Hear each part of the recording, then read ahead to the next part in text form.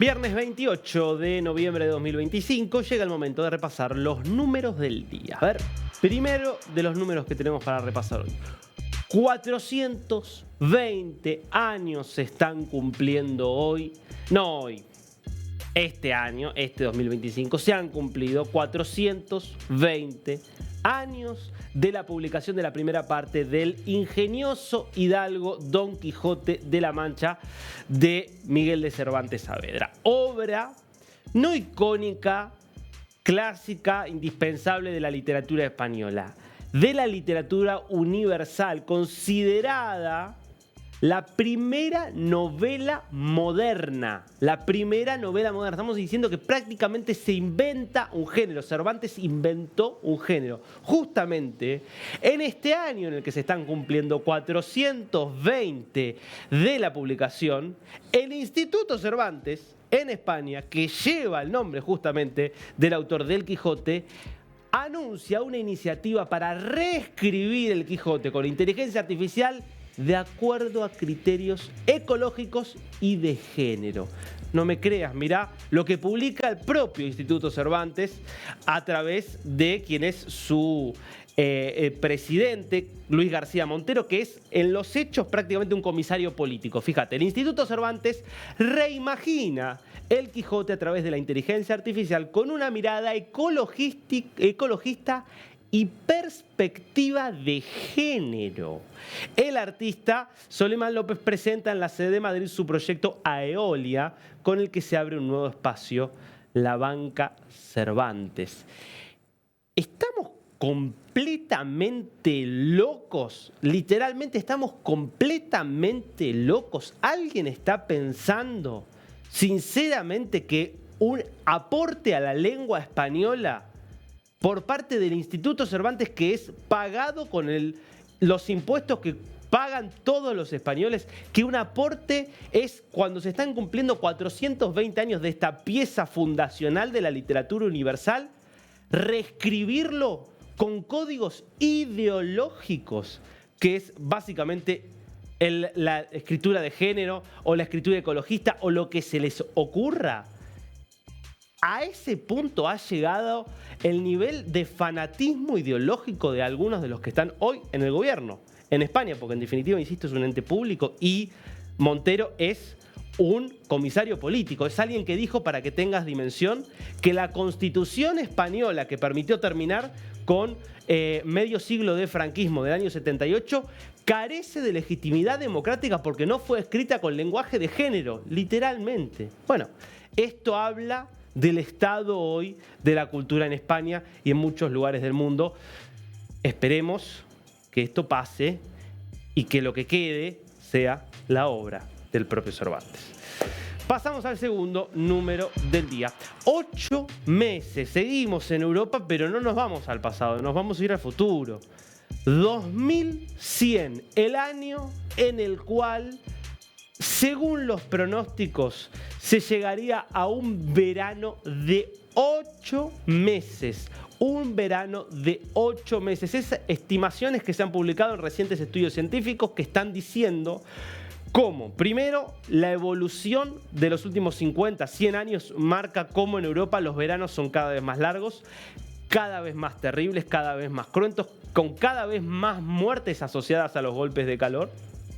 Y como producto del calentamiento global, que es indiscutible independientemente de todo el debate que pueda haber sobre qué hacer frente a ese calentamiento global, en nombre y como consecuencia de ese calentamiento global va a haber cada vez más días de calor que en los hechos, más allá del calendario que nos marca fechas fijas para determinar qué es verano, qué es invierno, qué es primavera, qué es otoño, bueno, en los hechos, temperaturas compatibles con el verano crecerían más de 40 días, lo que terminaría dando lugar a un verano, insisto, de 8 meses. Imagínense lo que va a ser ese infierno en el que podría convertirse Europa en caso de que estas proyecciones se terminen cumpliendo. Nos metemos con las caras del día. Vamos con la primera de ellas y es la de Sarah Bäckström, una de las dos agentes, dos miembros de la Guardia Nacional de los Estados Unidos que se encontraba en Washington, D.C., muy cerca de la Casa Blanca, cuando fue baleada por este refugiado, ya no apto para refugiado, afgano de 29 años. Bueno, la confirmación es que termina falleciendo. El otro guardia nacional sigue aún luchando por su vida. Ambos habían quedado en estado crítico luego de este ataque que fue catalogado como un acto de terror por parte de Donald Trump. Bueno, fue el propio presidente de los Estados Unidos quien confirma el fallecimiento, asesinada, por supuesto, de Beckstrom. Escuchemos al presidente. I must unfortunately tell you that just seconds before I went on, right now I heard that Sarah Beckstrom of West Virginia, one of the guardsmen that we're talking about, highly respected, young, magnificent person, started service in June of 2023, outstanding in every way. She's just passed away. She's no longer with us. She's looking down at us right now. Her parents are with her. It's just happened. She was savagely attacked. She's dead. She's not with us. Incredible person. Outstanding in every single way, in every department. That's horrible.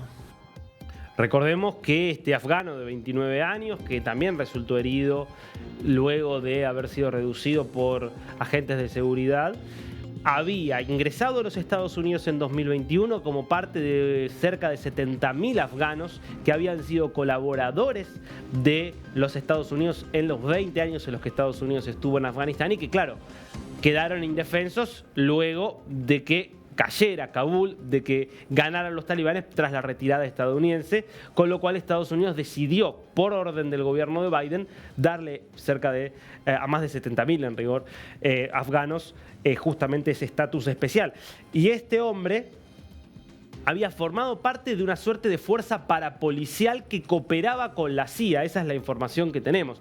Durante la estadía de Estados Unidos en Afganistán, este hombre había sido colaborador desde ese lugar de trabajar en una fuerza parapolicial que cooperaba con la CIA. Claro, vino a los Estados Unidos, estuvo 2 años, se venció el plazo justamente de permanencia, no lo renovó, no lo echaron y terminó degenerando en este virtual terrorista que comete este ataque contra estos 2 miembros de la Guardia Nacional. Ya una de ellas, Sarah Beckstrom, termina falleciendo. Segunda cara del día. Increíble, la historia de Samia Suluhu, presidenta de Tanzania desde el año 2021, primera presidenta mujer de este país ubicado en el extremo oriente de África y que hizo el sueño de muchos políticos latinoamericanos y de distintos lugares del mundo. Acaba de ganar la reelección. Hace un mes exactamente. ¿Con cuánto ganó las elecciones? 98%.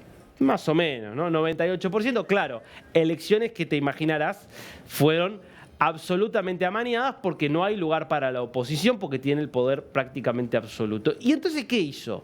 Mientras protestaba la gente por la fraude de esas elecciones y reprimía brutalmente con varios muertos esas manifestaciones, presenta ayer su nuevo gobierno. ¿Y qué dijo? Bueno, si a mí me votó, según mi ilusión, el 98% de la gente, ¿por qué no puedo entonces yo adueñarme del gobierno y repartir a toda mi familia en el gabinete? Mirá algunos de los nombres que puso Suluhu en el gabinete.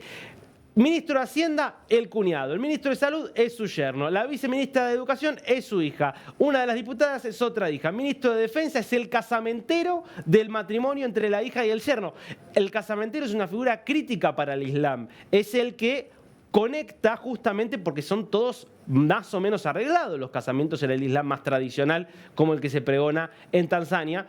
Con lo cual, el casamentero es casi que miembro en sí de la familia. Bueno, lo puso el ministro de Defensa y el viceministro de Trabajo, su sobrina. Claro, es un gabinete bastante gordito. Son 27 ministros y 29 viceministros, todo pensado para poder repartir la mayor cantidad de cargos posibles, siempre para que todo quede en familia. Bueno, esta es la realidad terrible, obviamente, de algunos regímenes que existen en distintos lugares del mundo. Te cuento un dato de color de Suluhu, por si esto no te parece lo suficientemente colorido todo esto que te estoy contando de la familia. Ella asume en el año 2021 siendo vicepresidenta, y lo que te voy a contar tiene que ver además con lo que vamos a ver a continuación. Ella asume en 2021 siendo vicepresidenta de John Magufuli, que era en ese momento el presidente de Tanzania, que tenía características muy similares a la de Suluhu. Claro, 2021, pandemia. Y Magufuli, es decir, el expresidente del que ella era vice, se hizo famoso en todo el mundo porque negaba la existencia del COVID. Decía, el COVID no existe. Y en todo caso, si hay una enfermedad, se puede combatir con medicinas pócimas y distintos ungüentos tradicionales que aquí realizamos en Tanzania desde hace cientos de años. Bueno, ¿de qué terminó muriendo? Obviamente terminó muriendo de COVID-19. Es la persona entonces de la mano de la cual llega Samia Suluhu al poder. Una historia contundente para tener en cuenta cuando uno ve cosas como las que sucedieron esta semana en la Cámara de Diputados de la Nación Argentina. Vamos para allá.